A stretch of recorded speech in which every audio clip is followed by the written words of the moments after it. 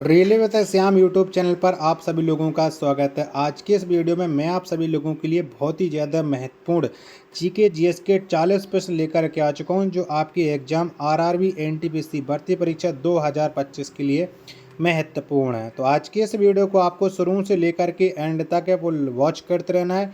Video अगर आपको पसंद आती है तो प्लीज़ आप लोग इस वीडियो को लाइक और चैनल को सब्सक्राइब करना बिल्कुल ना भूलें, और कमेंट बॉक्स में आपको जरूर बताना है कि आपने कितने प्रश्न हैं वो सही किए हैं और ये वीडियो आपको कैसी लगी। तो चलिएगा फिर शुरू करते हैं आज का अपने ये जीके जीएस के अति महत्वपूर्ण प्रश्नों का प्रैक्टिस सेट है फॉर आरआरबी एनटीपीसी भर्ती परीक्षा 2025।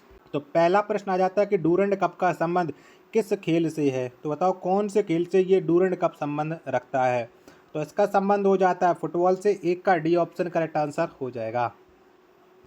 अगला प्रश्न आ जाता है प्रश्न संख्या 2 है कि राष्ट्रकूट वंश के संस्थापक कौन थे। तो बताओ इनमें से किसके द्वारा राष्ट्रकूट वंश की स्थापना की गई है। प्रश्न संख्या 2 का आंसर आपको देना है कि 2 का राइट आंसर क्या हो जाएगा।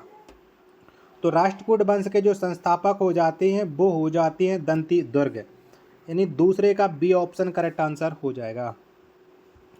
अगला प्रश्न है प्रश्न संख्या 3 आ जाता है कि उच्च न्यायालय किस अनुच्छेद के तहत रिट जारी करता है। तो बताओ कौन सा अनुच्छेद के तहत उच्च न्यायालय ये रिट जारी करता है। प्रश्न संख्या 3 का राइट आंसर क्या हो जाएगा। तो ये जारी करता है अनुच्छेद 226 के तहत उच्च न्यायालय रिट। प्रश्न संख्या 3 का जो राइट आंसर हो जाएगा वो ऑप्शन संख्या सी हो जाएगा। नेक्स्ट प्रश्न आ जाता है प्रश्न संख्या 4 है कि डॉगर बैंक किसके लिए प्रसिद्ध है। तो बताओ ये किसके लिए प्रसिद्ध है डॉगर बैंक। प्रश्न संख्या 4 का आंसर आपको देना है। तो इसका संबंध हो जाता है मछली से। 4 का सी ऑप्शन राइट आंसर हो जाएगा। अगला प्रश्न है प्रश्न संख्या 5 आ जाता है कि आधुनिक भारत के मनु किसे कहा जाता है। तो बताओ कौन से व्यक्ति को आधुनिक भारत के मनु के नाम से जाना जाता है। प्रश्न संख्या 5 का राइट आंसर क्या हो जाएगा। तो ये जाना जाता है डॉक्टर बी.आर. अम्बेडकर को। 5 का बी ऑप्शन राइट आंसर हो जाएगा। नेक्स्ट प्रश्न है प्रश्न संख्या 6 आ जाता है किताब उल हिंद के लेखक कौन है। तो बताओ किसके द्वारा ये किताब उल हिंद पुस्तक को लिखा गया है। प्रश्न संख्या 6 का राइट आंसर क्या हो जाएगा। तो किताब उल हिंद के जो लेखक हैं वो हैं अल बरूनी। 6 का ए ऑप्शन राइट आंसर हो जाएगा। नेक्स्ट प्रश्न है प्रश्न संख्या 7 है ईस्ट इंडिया कंपनी को बंगाल, बिहार एवं उड़ीसा की दीवानी कब प्राप्त हुई थी। तो बताओ ये दीवानगी कब प्राप्त हो गई थी। प्रश्न संख्या 7 का राइट आंसर आपको देना है। तो ये प्राप्त हुई थी 1765 में। 7वें नंबर प्रश्न का सी ऑप्शन करेक्ट आंसर हो जाएगा। वीडियो पसंद आ रही होगी तो प्लीज़ वीडियो को लाइक और चैनल को आप लोग जरूर सब्सक्राइब कर लीजिएगा। ना पसंद आ रही होगी तो कमेंट बॉक्स में बता देना कि इस वजह से हमें आपकी वीडियो पसंद नहीं आ रही है। 8वें नंबर का प्रश्न आ जाता है कि विश्व का सबसे शुष्क रेगिस्तान कौन सा है। तो बताओ कौन है। तो विश्व का जो सबसे शुष्क रेगिस्तान हो जाता है वो हो जाता है अटाकामा। 8वें प्रश्न का बी ऑप्शन राइट आंसर हो जाएगा।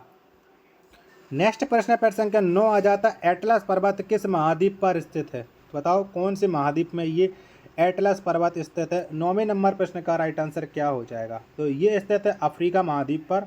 9 का डी ऑप्शन करेक्ट आंसर हो जाएगा। चलिएगा अगला प्रश्न है प्रश्न संख्या 10 आ जाता है कि वुड स्प्रिट किसे कहा जाता है। तो बताओ किसको कहते हैं वुड स्प्रिट। 10वें नंबर प्रश्न का राइट आंसर क्या हो जाएगा। तो ये कहा जाता है मेथनॉल को। 10 का ए ऑप्शन राइट आंसर हो जाएगा।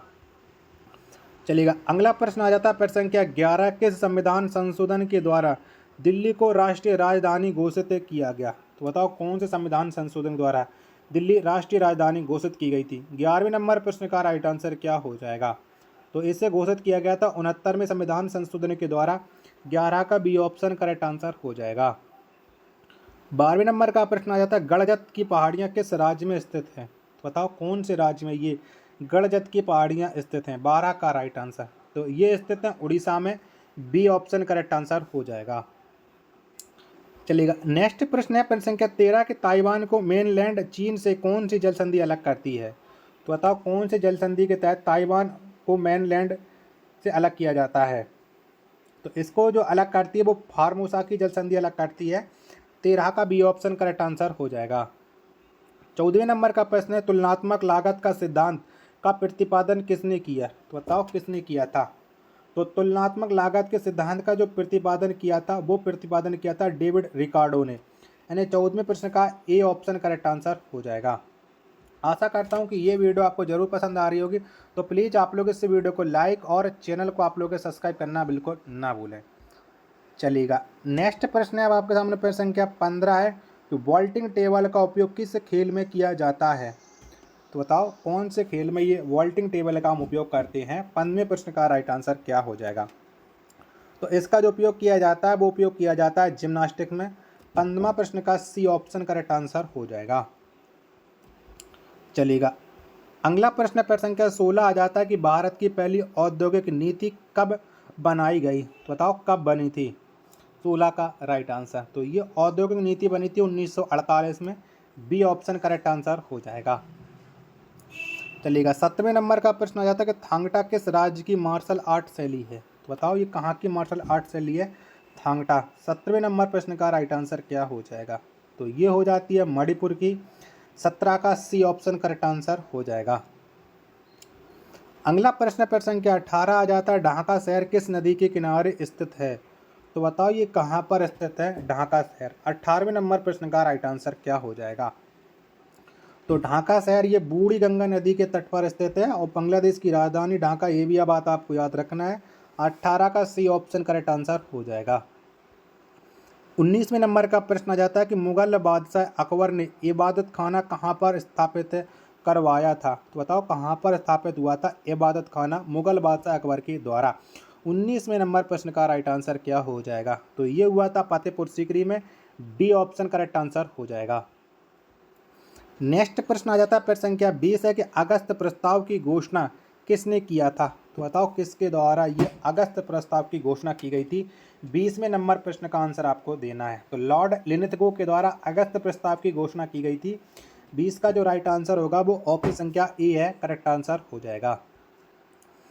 अगला प्रश्न आ जाता है प्रश्न संख्या 21 है कि विक्रमशिला विश्वविद्यालय का अवशेष कहाँ पर स्थित है। तो बताओ कहाँ पर स्थित है विक्रमशिला विश्वविद्यालय के अवशेष। प्रश्न संख्या 21 का आंसर आपको देना है कि 21 का राइट आंसर क्या हो जाएगा। तो चलिएगा, तो ये स्थित है भागलपुर में। भागलपुर पड़ता है, आपको कहाँ पर पड़ता है कमेंट बॉक्स में बताना है। 21 का डी ऑप्शन करेक्ट आंसर हो जाएगा। प्रश्न संख्या 22 आ जाता है बेरिलियम का परमाणु क्रमांक कितना होता है। तो बताओ फटाफट से 22वें नंबर प्रश्न का राइट आंसर क्या हो जाएगा। तो बेरिलियम का जो परमाणु क्रमांक होता है वो होता है 4। 22 का डी ऑप्शन राइट आंसर हो जाएगा। अगला प्रश्न है प्रश्न संख्या 23 आ जाते मद्रास एवं बॉम्बे की विधायी शक्तियों के विकेंद्रीकरण की प्रक्रिया किस एक्ट के द्वारा पारित किया गया। तो बताओ इन्हें कौन से एक्ट के तहत पारित किया गया था। प्रश्न संख्या 23 का राइट आंसर क्या आपको बताना है कि 23 का राइट आंसर क्या हो जाएगा। तो 23 का जितने लोग बता रहा है भारतीय परिषद अधिनियम 1861 के तहत बी ऑप्शन राइट आंसर हो जाएगा। अगला प्रश्न आ जाता है प्रश्न संख्या 24 है पुदुचेरी किस उच्च न्यायालय के अधिकार क्षेत्र में आता है।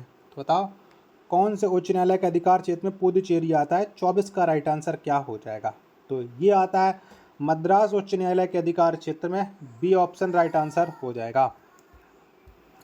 नेक्स्ट प्रश्न है प्रश्न संख्या 25 है कि मेहरौली का लोह स्तंभ कहाँ पर स्थित है। तो बताओ ये कहाँ पर स्थित है।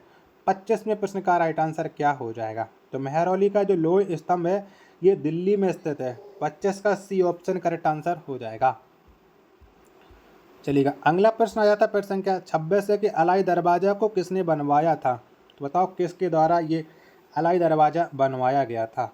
तो अलाउद्दीन खिलजी ने अलाई दरवाजा का निर्माण करवाया था। 26वें प्रश्न का डी ऑप्शन करेक्ट आंसर हो जाएगा। चलिएगा, अगला प्रश्न प्रश्न संख्या 27 आ जाता है कि फिनोन का रासायनिक सूत्र क्या है। तो बताओ इनमें से प्रश्न संख्या 27 का राइट आंसर क्या हो जाएगा। तो फिनोन का जो रासायनिक सूत्र होता है वो होता है C6H5OH। 27 का ए ऑप्शन करेक्ट आंसर हो जाएगा। 28वें नंबर का प्रश्न आ जाता है कि स्वर्ण क्रांति का संबंध किसके उत्पादन से है। तो बताओ किसके उत्पादन के लिए स्वर्ण क्रांति आई थी। प्रश्न संख्या 28 का आंसर आपको बताना। जब तक मैं आपके 28 के ऑप्शन दिखा रहा हूँ तब तक आप लोग के वीडियो को लाइक करके चैनल को आप लोग जरूर सब्सक्राइब कर लीजिएगा। तो स्वर्ण क्रांति का जो संबंध होता है वो होता है शहद उत्पादन से। 28 का सी ऑप्शन करेक्ट आंसर हो जाएगा। चलिएगा, अगला प्रश्न आ जाता है प्रश्न संख्या 29 है कि भगवान जगन्नाथ की रथ यात्रा का आयोजन कहाँ पर किया जाता है। तो बताओ कौन से राज्य में ये जगन्नाथ यात्रा का आयोजन किया जाता है। तो ये किया जाता है उड़ीसा में, यानी 29वें नंबर प्रश्न का सी ऑप्शन राइट आंसर हो जाएगा। प्रश्न संख्या 30 आ जाता है कि मालविका अग्निमित्र के लेखक कौन है। तो बताओ ये मालविका अग्निमित्र पुस्तक किसके द्वारा लिखी गई है। प्रश्न संख्या 30 का राइट आंसर क्या हो जाएगा। तो इसके जो लेखक हो जाते हैं वो हो जाते हैं कालिदास। 30 का बी ऑप्शन राइट आंसर हो जाएगा। अगला प्रश्न है प्रश्न संख्या 31 कि संविधान संशोधन की प्रक्रिया का वर्णन किस अनुच्छेद में है। तो बताओ कौन से अनुच्छेद के तहत संविधान संशोधन किया जाता है। 31वें प्रश्न का राइट आंसर क्या हो जाएगा। तो ये अनुच्छेद 368 के तहत 31 का सी ऑप्शन राइट आंसर हो जाएगा। 32वें नंबर का प्रश्न आ जाता है कि संविधान संशोधन की प्रक्रिया का संबंध संविधान के किस भाग से है। तो बताओ कौन से भाग से। 32 का राइट आंसर आपको देना है। तो संविधान संशोधन की प्रक्रिया का जो संबंध है वो हो जाता है भाग 20 से। 32 का सी ऑप्शन राइट आंसर हो जाएगा। नेक्स्ट प्रश्न है प्रश्न संख्या 33 आ जाता है कौन सी जल संधि तस्मानिया को ऑस्ट्रेलिया से अलग करती है। तो बताओ इनमें से कौन सी जल संधि अलग करती है। 33वें नंबर प्रश्न का आंसर आपको देना है। तो तस्मानिया से ऑस्ट्रेलिया को जो अलग करती है वो बॉस जल संधि करती है। 33 का बी ऑप्शन राइट आंसर हो जाएगा। प्रश्न संख्या 34 आ जाता है कि बंगाल में दोहरी शासन व्यवस्था की स्थापना किसने किया था। तो बताओ किसके द्वारा बंगाल में दोहरी शासन व्यवस्था स्थापित हुई थी। 33वें नंबर प्रश्न का आंसर क्या हो जाएगा। तो ये स्थापना की थी और रॉबर्ट क्लाइव ने। बी ऑप्शन 34 का राइट आंसर हो जाएगा। 35वें नंबर का प्रश्न आ जाता है कि रामसर सम्मेलन किससे संबंधित है। तो बताओ किसके लिए रामसर सम्मेलन हुआ था। 35वें नंबर प्रश्न का राइट आंसर क्या हो जाएगा। तो रामसर सम्मेलन का जो संबंध हो जाता है वो हो जाता है आर्द्र भूमि से। 35 का ए ऑप्शन करेक्ट आंसर हो जाएगा। नेक्स्ट प्रश्न प्रश्न संख्या 36 आ जाता है कि मेलबर्न क्रिकेट क्लब का मुख्यालय कहाँ पर स्थित है। तो बताओ कहाँ पर है। तो मेलबर्न क्रिकेट क्लब का जो मुख्यालय हो जाता है ये होता है लंदन में। 36वें नंबर प्रश्न का बी ऑप्शन करेक्ट आंसर हो जाएगा।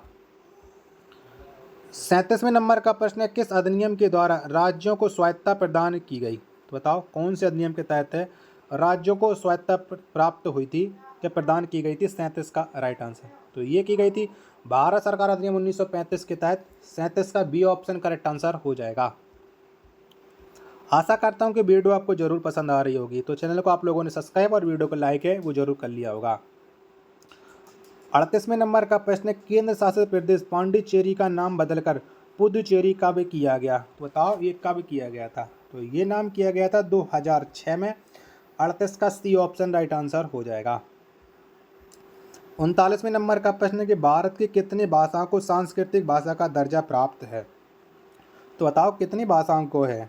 तो भारत की 6 भाषाओं को सांस्कृतिक भाषा का दर्जा प्राप्त है। 39 का बी ऑप्शन राइट आंसर हो जाएगा। प्रश्न संख्या 40 और अंतिम प्रश्न आ जाता है आज के सेट का किताब उल रहीला के लेखक कौन है। तो बताओ ये पुस्तक किसके द्वारा लिखी गई थी। किताब उल रहीला। तो इसके जो लेखक आ जाते हैं वो हो जाते हैं इब्न बतूता। 40 का सी ऑप्शन करेक्ट आंसर हो जाएगा। आशा करता हूँ कि ये वीडियो और ये कंटेंट आपको जरूर पसंद आया होगा। तो प्लीज़ आप लोग इस वीडियो को लाइक और चैनल को आप लोग सब्सक्राइब करना बिल्कुल ना भूलें। मिलते पर अपने एक और नेक्स्ट वीडियो के साथ। तब तक के लिए धन्यवाद। जय हिंद, वंदे मातरम।